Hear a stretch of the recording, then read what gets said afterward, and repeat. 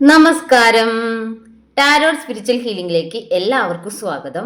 അപ്പോൾ നമ്മൾ ഇന്ന് നോക്കുന്നത് നിങ്ങളുടെ പേഴ്സന്റെ കറണ്ട് എനർജി എന്താന്നുള്ളതാണ്. അവരുടെ ഇന്നത്തെ ഒരു എനർജിയാണ് നോക്കുന്നത്. ഇതൊരു ജനറൽ റീഡിംഗ് ആണ്, ജനറലസ് ആണ്. നിങ്ങൾ എപ്പോഴാണോ ഈ റീഡിംഗ് കാണുന്നത് അപ്പോൾ മുതലാണ് നിങ്ങൾക്ക് ഇത് വാലിഡ് ആയി തുടങ്ങുന്നത്. അതുപോലെ ഈ റീഡിങ്ങിൽ നിങ്ങൾക്ക് റെസിനേറ്റ് ആവുന്ന കാര്യങ്ങൾ നിങ്ങൾ എടുക്കുക, അല്ലാത്ത കാര്യങ്ങൾ നിങ്ങൾ വിട്ടുകളയാം. അപ്പോൾ നമുക്ക് റീഡിംഗ് സ്റ്റാർട്ട് ചെയ്യാം. നിങ്ങൾ പേഴ്സണൽ റീഡിംഗ് ആവശ്യമുണ്ടെങ്കിൽ മുകളിൽ കൊടുക്കുന്ന വാട്സപ്പ് നമ്പറിൽ നിങ്ങൾക്ക് കോൺടാക്ട് ചെയ്യാവുന്നതാണ് കേട്ടോ. അപ്പോൾ റീഡിങ്ങിലേക്ക് കടക്കാം കേട്ടോ. നിങ്ങൾ പോസിറ്റീവ് മൈൻഡോട് കൂടി റീഡിംഗ് കാണാം.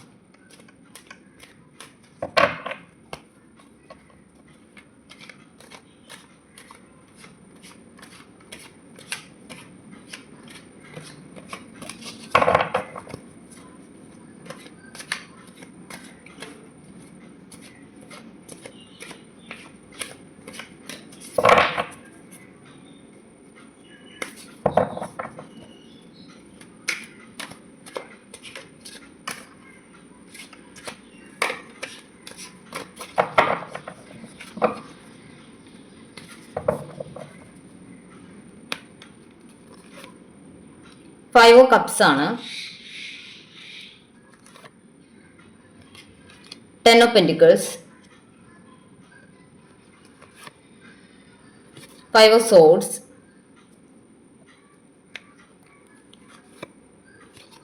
Lovers, 2 of pentacles, 3 of wants, 4 of swords,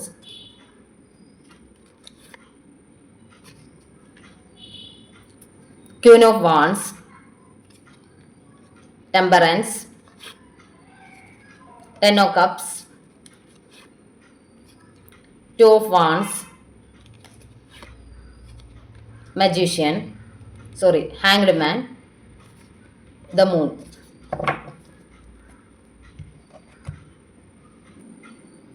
ഇവിടെ കാണിക്കുന്ന എന്താണെന്ന് വെച്ചാൽ നിങ്ങളുടെ പേഴ്സൻ്റെ സിറ്റുവേഷൻ ഇപ്പോൾ അത്രയും മോശമായിട്ടാണ് കടന്നു പോകുന്നത് എന്നുള്ളതാണ്.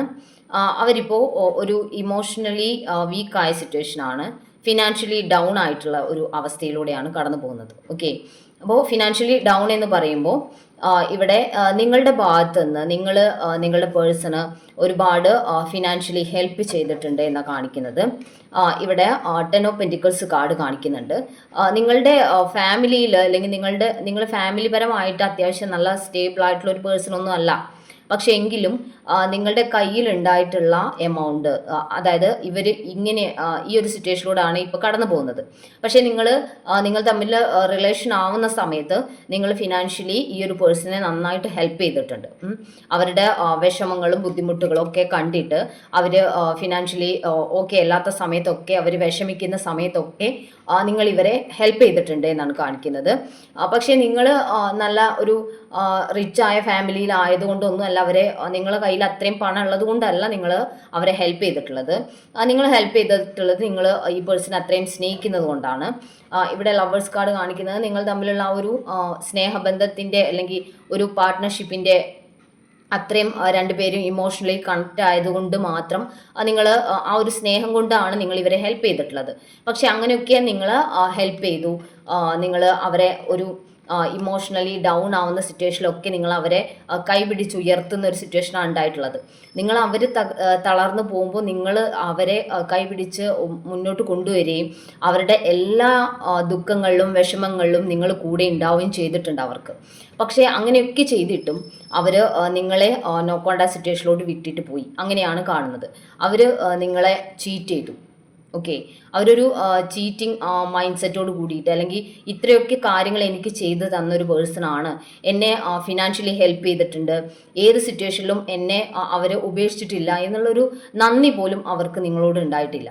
അങ്ങനെ ഒരു നന്ദി പോലും പറയാതെയാണ്, അല്ലെങ്കിൽ നന്ദി പോലും കാണിക്കാതെയാണ് അവർ ഈ ഒരു തേർഡ് പാർട്ടി സിറ്റുവേഷനിൽ നിൽക്കുന്നത്. അവിടെ ഇവർ സ്റ്റെക്കായിട്ടാണ് നിൽക്കുന്നതെന്നാണ് കാണിക്കുന്നത്. ഓക്കെ, തേർഡ് പാർട്ടി എന്ന് പറയുമ്പോൾ എന്തും ആവാം. ഒരു സന്ദർഭമായിരിക്കാം, അല്ലെങ്കിൽ അവരുടെ ഇമോഷൻസ് ആയിരിക്കാം, അല്ലെങ്കിൽ മറ്റൊരു റിലേഷൻ ആയിരിക്കാം, അതല്ലെങ്കിൽ സിറ്റുവേഷൻസ് ആയിരിക്കാം. ഫ്രണ്ട്സ് ആയിരിക്കാം, ഫാമിലി ആയിരിക്കാം. അപ്പോൾ അങ്ങനെ ഒരു തേർഡ് പാർട്ടി സിറ്റുവേഷനിൽ അവർ പെട്ടുകിടക്കുവാണ്. ഇവിടെ സ്റ്റെക്കായിട്ടാണ് കാണുന്നത്. ഹാങ്ഡ് മാൻ എന്ന് പറയുമ്പോൾ അവിടെ സ്റ്റെക്കായി നിൽക്കുന്ന ഒരു സിറ്റുവേഷനാണ്. അപ്പോൾ നിങ്ങളുടെ പേഴ്സണ് ഇത്രയും നന്ദികേട് കാണിച്ചിട്ടാണ് അവർ ഒരു തേർഡ് പാർട്ടി സിറ്റുവേഷനിൽ ഇപ്പോൾ സ്റ്റെക്കായി നിൽക്കുന്നത്. ആ സ്റ്റെക്കായി നിൽക്കുന്നത് റീസൺ എന്ന് പറയുന്നത് അവർ ഇപ്പോഴും ഫിനാൻഷ്യലി ഡൗൺ തന്നെയാണ്. ഇവിടെ കൺഫ്യൂസ്ഡ് ആയിട്ടാണ് അവർ നിൽക്കുന്നത്. കാരണം ഇവരുടെ തേർഡ് പാർട്ടിയിൽ നിന്നും അവർക്ക് നിങ്ങളെ എങ്ങനെയാണ് അവർ ട്രീറ്റ് ചെയ്തത്, അതായത് നിങ്ങൾ ഇവരെ ഫിനാൻഷ്യലി ഹെൽപ്പ് ചെയ്തിട്ടും ഇവർ നിങ്ങളെ നോ കോൺടാക്ട് സിറ്റുവേഷനിലോട്ട് വിട്ടിട്ട് പോയി. പക്ഷേ അതേ ഒരു സിറ്റുവേഷനാണ് അവർക്ക് തേർഡ് പാർട്ടിയിൽ നിന്നും നേരിടേണ്ടി വരുന്നത്. കാരണം തേർഡ് പാർട്ടിയും ഇവരെ ഫിനാൻഷ്യലി ഹെൽപ്പ് ചെയ്യാതെ പോയ ഒരു സിറ്റുവേഷനാണുള്ളത്. ഓക്കെ, നിങ്ങളിൽ നിന്ന് കിട്ടിയ ആ ഒരു ഹെൽപ്പ് എന്തായിരുന്നു എന്നുള്ളത് ഇവർക്കൊരു കർമ്മയാണ് തേർഡ് പാർട്ടിയിൽ നിന്ന് ഇവർക്ക് ഇപ്പോൾ കിട്ടുന്നത്. കാരണം നിങ്ങൾ ഹെൽപ്പ് ചെയ്ത ആ ഒരു നന്ദി അവർ നിങ്ങളോട് കാണിക്കാത്തതിൻ്റെ ഒരു ഇഷ്യൂ അവരിപ്പോൾ നേരിടുകയാണ്. കാരണം അവരിപ്പോൾ ഫിനാൻഷ്യലി ഡൗൺ ആയ സമയത്ത് തേർഡ് പാർട്ടി അവരെ ഹെൽപ്പൊന്നും ചെയ്യുന്നില്ല. അവരവരുടെ കാര്യം നോക്കി പോകുന്ന സിറ്റുവേഷനാണ്. നിങ്ങൾ പലപ്പോഴും നിങ്ങളുടെ ഇത് 10 ഓഫ് കപ്സ് എനർജി കാണിക്കുന്നത് ഫാമിലിയെ പോലും ഇമ്പോർട്ടൻ്റ് ആയി കാണാതെ ഫാമിലിക്ക് കൊടുക്കുന്ന പ്രാധാന്യത്തെക്കാൾ കൂടുതൽ നിങ്ങൾ പ്രാധാന്യം കൊടുത്തിട്ടുള്ളത് നിങ്ങളുടെ പേഴ്സണാണ്. പക്ഷേ അത്രയും പ്രാധാന്യവും അത്രയും ഇമ്പോർട്ടൻസും അത്രയും സ്നേഹവും നിങ്ങൾ കൊടുത്തിട്ടും അവർ നിങ്ങളെ ചീറ്റ് ചെയ്ത് പോകുന്ന സിറ്റുവേഷനാണ് ഉണ്ടായിട്ടുള്ളത്. അപ്പോൾ ഇപ്പോഴവർ നിങ്ങളെ മിസ് ചെയ്യുന്നൊരു എനർജിയിലാണുള്ളത്. ഓക്കെ, അപ്പോൾ അവർക്ക് തേർഡ് പാർട്ടിയിൽ നിന്നും ആ ഒരു അനുഭവം, അതായത് നിങ്ങൾക്കുണ്ടായ അനുഭവം അവർക്ക് തേർഡ് പാർട്ടിയിൽ നിന്നും കിട്ടിയപ്പോഴാണ് അവർ നിങ്ങളുടെ വാല്യൂ മനസ്സിലാക്കുന്നത് എന്നുള്ളത്. ഓക്കെ, അവരിപ്പോൾ നിങ്ങളെ മിസ് ചെയ്യുന്ന ഒരു എനർജിയിൽ നിൽക്കുവാണ്. അവർ വിഷമിക്കുന്നുണ്ട്. സത്യം പറഞ്ഞാൽ അവരുടെ മനസ്സിൽ അത്രയും വിഷമവും ദുഃഖവും ഒക്കെ ഉണ്ട്. നിങ്ങളെ ചീറ്റ് ചെയ്യാൻ വേണ്ടിയിട്ട് ഇവർ പാടില്ലായിരുന്നു, ഇവർ ഒരു അന്യായമാണ് നിങ്ങളോട് ചെയ്തത് എന്നുള്ളൊരു തിരിച്ചറിവ് നിങ്ങളുടെ പേഴ്സൺ ഉണ്ട്. പക്ഷേ ആ ഒരു തിരിച്ചറിവ് കൊണ്ട് മാത്രം കാര്യമില്ലല്ലോ. ഇവിടെ ഒരു ഉറച്ച തീരുമാനത്തിലോട്ട്, അതായത് തേർഡ് പാർട്ടിയെ ചൂസ് ചെയ്തത് തെറ്റായി, ഇനിയൊരു മാറ്റം വേണം, ഞാൻ ഇവിടെ നിന്ന് മാറിയേ പറ്റൂ എന്നുള്ളൊരു ഉറച്ച തീരുമാനത്തിലോട്ട് അവർ വരാൻ വേണ്ടിയിട്ട് ആഗ്രഹിക്കുന്നുണ്ട്. അപ്പോൾ അങ്ങനൊരു മെൻറ്റാലിറ്റിയിലോട്ട് അവർ മാറുന്നതായിട്ടാണ് ഇവിടെ കാണുന്നത്. പക്ഷേ ഇവിടെ നിങ്ങളിപ്പോൾ ഇമോഷണലി ബാലൻസ്ഡ് ആയിട്ട് വരുവാണ്. അതായത് നിങ്ങൾക്കിപ്പോൾ ഈ ഒരു പേഴ്സൺ ഇല്ലെങ്കിലും നിങ്ങൾ ഓക്കെ ആണ് എന്നുള്ളൊരു മൈൻഡ് സെറ്റിലോട്ട് നിങ്ങൾ മാറിയിട്ടുണ്ട്. അതുകൊണ്ടാണ് മെയിനായിട്ട് ഇവരിപ്പോൾ ഈ കർമ്മ അനുഭവിക്കുന്നത്. നിങ്ങളില്ലാത്തതിൻ്റെ നിങ്ങളിപ്പോൾ നിങ്ങളുടേതായ ലോകത്തിലോട്ട് മാറിയിട്ടുണ്ട്.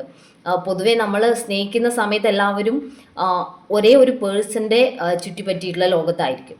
അവിടെ നമുക്ക് നമ്മളുടെ ഫാമിലി ഉണ്ട്. നമുക്ക് സത്യം പറഞ്ഞാൽ ഒരു പേഴ്സൺ മറ്റൊരാളുമായിട്ട് കണക്റ്റഡ് ആവുമ്പോൾ അല്ലെങ്കിൽ സ്നേഹത്തിലാവുമ്പോൾ നമുക്ക് ചുറ്റും അതുവരെ ഉണ്ടായിട്ടുള്ള, അതായത് നമ്മൾ അതുവരെ സന്തോഷത്തോടു കൂടി കഴിഞ്ഞിട്ടുള്ള നമ്മളുടെ ലോകം മൊത്തം നമ്മൾ മറന്നിട്ട് ആ ഒരു പേഴ്സണിലോട്ടാണ് നമ്മളുടെ ലോകം മൊത്തം ചുരുങ്ങുന്നത്. അങ്ങനെ നമ്മുടെ ലോകം ഒരാളിലേക്ക് ചുരുങ്ങുമ്പോഴാണ് അവിടെ നിന്ന് ആ പേഴ്സൺ നിങ്ങളെ വിട്ടു പോകുന്ന സമയത്ത് നിങ്ങൾ ആകെ തകർന്നു പോകുന്ന സിറ്റുവേഷനിലോട്ട് പോകുന്നത്. നിങ്ങൾ എങ്ങനെ വേണം മറ്റൊരാളെ സ്നേഹിക്കുമ്പോൾ നമുക്ക് ആദ്യം ഉണ്ടായിരുന്ന ആ ലോകത്തെ നമ്മൾ കംപ്ലീറ്റ്ലി അവോയ്ഡ് ചെയ്യാൻ വേണ്ടി പാടില്ല. ആ ലോകം നമുക്ക് അവിടെ തന്നെ, ആ ഒരു സ്പേസ് നമുക്ക് അവിടെ ഉണ്ടാവണം. അതില്ലാതെ നമ്മൾ കംപ്ലീറ്റ്ലി ഒരു പേഴ്സണിലോട്ട് മാത്രം സ്നേഹത്തിനെ ഡിപ്പെൻഡ് ചെയ്ത് ആ ഒരാൾ മാത്രമാണ് ലോകം എന്ന് വിചാരിക്കുമ്പോഴാണ് ആ പേഴ്സൺ പോകുമ്പോൾ നമുക്ക് ഒരു മരണതുല്യമായിട്ടുള്ള പെയിൻ വരുന്നത്. മനസ്സിലായല്ലോ? അപ്പോൾ നിങ്ങൾ ഒരാളെ സ്നേഹിക്കുന്നു എന്ന് വെച്ച് അതുവരെ നമ്മളുടെ ലൈഫിൽ ഉണ്ടായിട്ടുള്ള ആ ലോകത്തെ കംപ്ലീറ്റ് ആയിട്ടും മറന്നുകൊണ്ട് നമ്മൾ ജീവിക്കരുത്. അങ്ങനെ ജീവിക്കുമ്പോഴാണ് നിങ്ങൾക്ക് ഈ ഒരു പേഴ്സൺ ഇല്ലെങ്കിൽ പിന്നെ ഞാൻ മരിക്കുന്നതാണ് നല്ലത്, ഇനി എൻ്റെ ലോകം മൊത്തം ഇല്ലാണ്ടായി, എനിക്കൊന്നുമില്ല എന്നുള്ളൊരു മൈൻഡ് സെറ്റിലോട്ട് എല്ലാവരും പോകുന്നത്. അപ്പോൾ അങ്ങനെയുള്ളൊരു മൈൻഡ് സെറ്റിലോട്ട് നിങ്ങൾ പോവാതിരിക്കണമെങ്കിൽ നിങ്ങൾ അതുവരെ എന്തൊക്കെ കാര്യങ്ങളാണോ എൻഗേജ്ഡ് ആയിരുന്നത്, അതുവരെ എന്തൊക്കെ കാര്യങ്ങളാണോ നിങ്ങൾ സന്തോഷം കണ്ടെത്തിയിരുന്നത്, ആ കാര്യങ്ങളൊക്കെ നിങ്ങൾ ആ ഒരു റിലേഷൻ വന്നതിന് ശേഷം കണ്ടിന്യൂ ചെയ്യണം.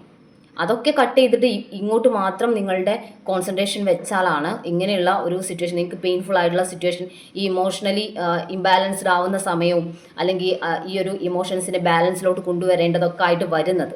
ഓക്കെ, ചിലപ്പോൾ നിങ്ങൾ പറയുമായിരിക്കാം ഞാൻ എൻ്റെ ഫ്രണ്ട്സിൻ്റെ കൂടെയൊക്കെ ചിലവഴിക്കുന്നുണ്ട്, റിലേഷൻ ആണെന്ന് വിചാരിച്ചിട്ട് ഞാൻ അങ്ങനെയൊന്നും ചെയ്യുന്നില്ല എന്നുള്ളതൊക്കെ.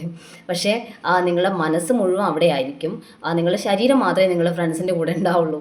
മറ്റേത് അതായത് മുൻപെന്ന് പറഞ്ഞാൽ നിങ്ങൾ കംപ്ലീറ്റ്ലി അവിടെ ഇൻവോൾവ്ഡ് ആയിരിക്കും. നിങ്ങൾ ഫ്രണ്ട്സിൻ്റെ കൂടെ ആയാലും ഫാമിലിയിലായാലും നിങ്ങൾ ഇൻവോൾവഡ് ആയിരിക്കും. പക്ഷേ ഇപ്പോൾ അതായത് ഒരു റിലേഷനിലോട്ട് വരുമ്പോൾ നിങ്ങളുടെ ശരീരം മാത്രമേ ഫാമിലിയിലും ഫ്രണ്ട്സിൻ്റെയും കൂടെ ഉണ്ടാവുള്ളൂ. നിങ്ങളുടെ മനസ്സ് കംപ്ലീറ്റ്ലി അവിടെ ആയിരിക്കും, പേഴ്സൻ്റെ അടുത്തായിരിക്കും. അപ്പോൾ അങ്ങനെ നിങ്ങളൊരു റിലേഷനിലോട്ട് നിൽക്കരുത്. അതുകൊണ്ടാണ് സത്യം പറഞ്ഞാൽ അപ്പോഴാണ് നിങ്ങൾക്ക് ഇത്രയും പെയിൻ വരുന്നത്. നിങ്ങളുടെ പേഴ്സൺ നിങ്ങളിൽ നിന്ന് മാറി നിൽക്കുമ്പോൾ നിങ്ങൾക്ക് ഇമോഷൻസിനെ ബാലൻസിലോട്ട് കൊണ്ടുവരേണ്ട സിറ്റുവേഷനിലോട്ടൊക്കെ നിങ്ങൾ പോകുന്നത് എന്തുകൊണ്ടാണ്? ഇങ്ങനെ നിങ്ങൾ കംപ്ലീറ്റ്ലി ഒരാളിലേക്ക് മാത്രം ചുരുങ്ങുന്നതുകൊണ്ടാണ്. ഓക്കെ, അങ്ങനെ ആവുമ്പോഴാണ് സത്യം പറഞ്ഞാൽ നമ്മുടെ എനർജി കംപ്ലീറ്റ് നമ്മൾ ഒരു പേഴ്സണിൽ കൊടുക്കുമ്പോഴാണ് ആ പേഴ്സൺ നമ്മളെ വിട്ടു പോകാനുള്ള ഒരു ടെൻഡൻസി കാണിക്കുന്നത്. ഓക്കെ, അപ്പോൾ നിങ്ങൾക്ക് കൂടി കുറച്ച് എനർജിയും നിങ്ങൾക്ക് കൂടി കുറച്ച് സ്പേസും നിങ്ങളുടെ ചുറ്റുപാടുമുള്ള ഫാമിലിക്കും ഫ്രണ്ട്സിനും ഒക്കെ കുറച്ച് സമയമൊക്കെ നിങ്ങൾ കൊടുക്കണം.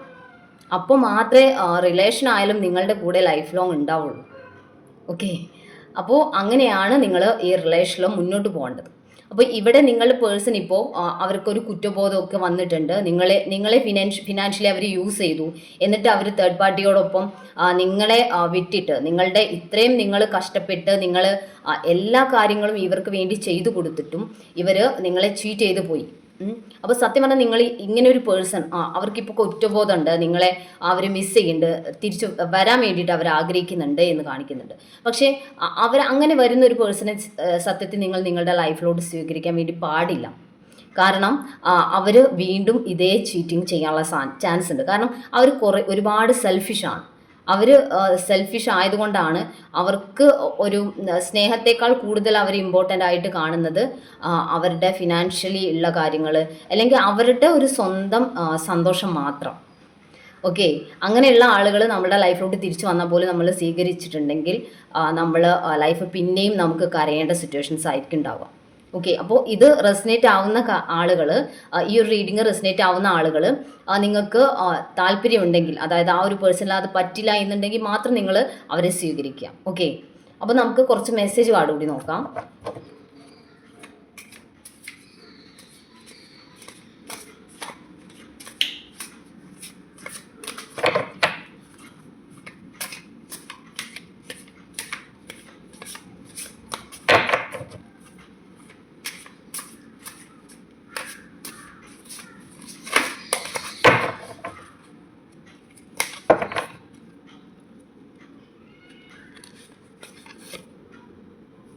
മൈൻ എന്നാണ്. അവരുടേതായ രീതിയിലോട്ട് പോയിരുന്ന സമയമാണ്. അതായത് അവരുടെ ഫിനാൻഷ്യൽ സ്റ്റെബിലിറ്റിയും അവർക്ക് കൂടുതൽ ഇമ്പോർട്ടൻ്റ് ആയി തോന്നിയിട്ടുള്ള ഒരു റിലേഷനും ഒക്കെ ചൂസ് ചെയ്ത് അവരുടെ വഴിയിലൂടെ പോവുകയാണ്, അവരുടെ വഴിയിലൂടെ സഞ്ചരിക്കുകയാണ്.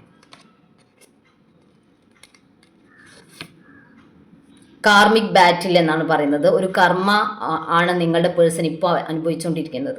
കാരണം ഈ തേർഡ് പാർട്ടിയിൽ നിന്നും അവർക്ക് ഒരു സപ്പോർട്ടും ഒരു ഫിനാൻഷ്യൽ ഒരു സപ്പോർട്ടോ അല്ലെങ്കിൽ അവരുടെ കയ്യിൽ നിന്ന് ഒരു സഹായമോ ഒന്നും കിട്ടുന്നില്ല നിങ്ങളുടെ പേഴ്സണ്. അപ്പോൾ ഇതൊരു കർമ്മയാണ്. നിങ്ങളുടെ പേഴ്സൺ ഇപ്പോൾ അനുഭവിച്ചുകൊണ്ടിരിക്കുന്നത് അവരുടെ കർമ്മയാണ് എന്നുള്ളതാണ്. ഓക്കെ, അതിപ്പോൾ നിങ്ങൾ കൊടുത്തില്ലെങ്കിലും യൂണിവേഴ്സായിട്ട് അവർക്ക് ആ ഒരു കർമ്മ എന്നുള്ള ആ സമ്മാനം അവർക്ക് കൊടുക്കും. ഓക്കെ, സർപ്രൈസ് എന്നാണ് പറയുന്നത്. നിങ്ങളുടെ പേഴ്സൺ നിങ്ങളിലേക്ക് തിരിച്ചു വരാനുള്ളൊരു ഒരു തീരുമാനത്തിലോട്ട് മാറിയിട്ടുണ്ട്. അത് ചിലപ്പോൾ നിങ്ങൾക്കൊരു സർപ്രൈസ് ആയിരിക്കും. കാരണം നിങ്ങൾ വിചാരിക്കുന്നില്ലല്ലോ ഇവർ ഇത്രയും ചീറ്റ് ചെയ്ത് പോയ സ്ഥിതിക്ക് അതിന് തിരിച്ചു വരാനുള്ള ചാൻസ് ഇല്ല എന്നുള്ള മൈൻഡ് സെറ്റിലായിരിക്കും നിങ്ങൾ നിൽക്കുന്നുണ്ടാവുക. അപ്പോൾ അവരിപ്പോൾ തേർഡ് പാർട്ടിയിൽ നിന്നും കാർമിക് സിറ്റുവേഷനിലൂടെ പോകുന്ന സമയത്ത് അവരത് എൻ്റെ ആക്കി നിങ്ങളിലേക്ക് വരുന്നത് നിങ്ങൾക്കൊരു സർപ്രൈസ് ആയിരിക്കും കേട്ടോ. ഓക്കെ, മിഷൻ എന്നാണ് പറയുന്നത്. നിങ്ങളിപ്പോൾ ഒരു മിഷനിലാണ്. അതായത് നിങ്ങളുടെ ഇമോഷൻസിനെ ബാലൻസിലോട്ട് കൊണ്ടുവരുന്ന ഒരു ടൈമാണ്. നിങ്ങളുടേതായ ഒരു രീതിയിൽ നിങ്ങളുടെ മനസ്സിൻ്റെ പെയിൻ, വിഷമം എല്ലാം കംപ്ലീറ്റ്ലി നിങ്ങൾ ഒഴിവാക്കിയിട്ട്, നിങ്ങൾ ഈ പേഴ്സണെ കുറിച്ച് ഒരുപാട് പെയിൻഫുൾ ആയിട്ടുള്ള സിറ്റുവേഷനിലൂടെ കടന്നു പോയിട്ടുണ്ട്. ഇവരുടെ ഈ ഒരു നിങ്ങളോടുള്ള സമീപനവും നിങ്ങളെ ട്രീറ്റ് ചെയ്യുന്ന രീതിയൊക്കെ നിങ്ങളെ പെയിൻഫുൾ ആയിട്ടുള്ള രീതിയിലോട്ടാണ് കൊണ്ടുപോയിട്ടുള്ളത്. അപ്പോൾ ആ ഒരു പെയിനിൽ നിന്നും നിങ്ങൾ പുറത്തോട്ട് വരുന്ന ഒരു മിഷനിലാണ്. നിങ്ങൾ അതിന് വേണ്ടിയിട്ടുള്ള ഒരു കാര്യം ചെയ്തുകൊണ്ടിരിക്കുകയാണ്. നിങ്ങൾ ചിലപ്പോൾ മെഡിറ്റേഷൻ ചെയ്യുന്നുണ്ടായിരിക്കാം. നിങ്ങളുടേതായ ലൈഫിൽ, അതായത് നിങ്ങൾ സെൽഫ് ഗ്രോത്തിലോട്ട് വരുന്ന സമയമായിരിക്കാം. അപ്പോൾ ആ ഒരു മിഷനിലാണ് നിങ്ങളിപ്പോൾ ഫോക്കസ് ചെയ്യുന്നതെന്നുള്ളതാണ്. ഓക്കെ, അപ്പോൾ നമുക്ക് കുറച്ച് ഏഞ്ചൽസിൻ്റെ മെസ്സേജ് കൂടെ നോക്കാം.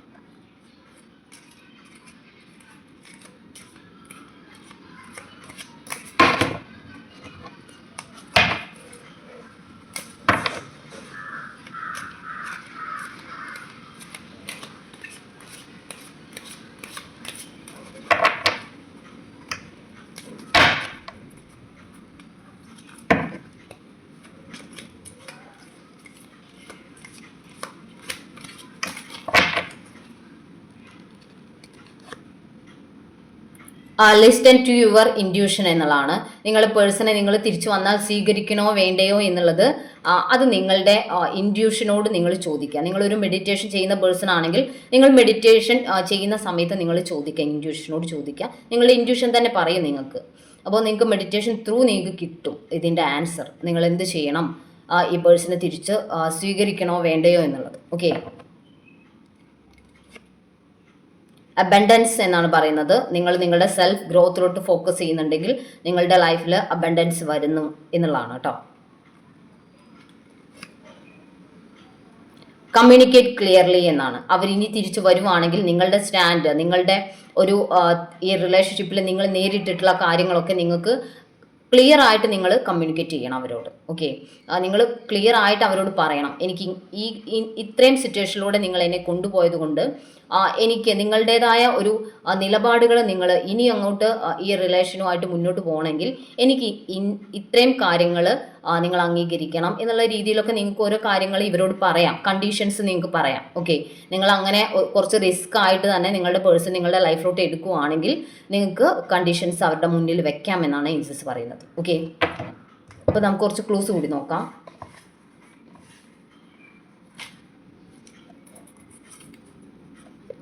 Letter H,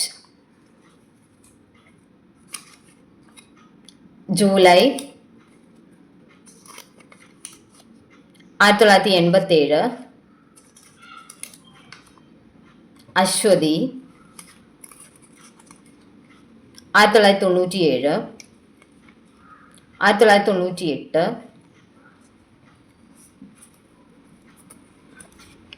Pooram June, March 1986, ജനുവരി, ഭരണി, പൂയം, പൂരുട്ടാതി 1985, മൂലം, letter J, letter S, letter B,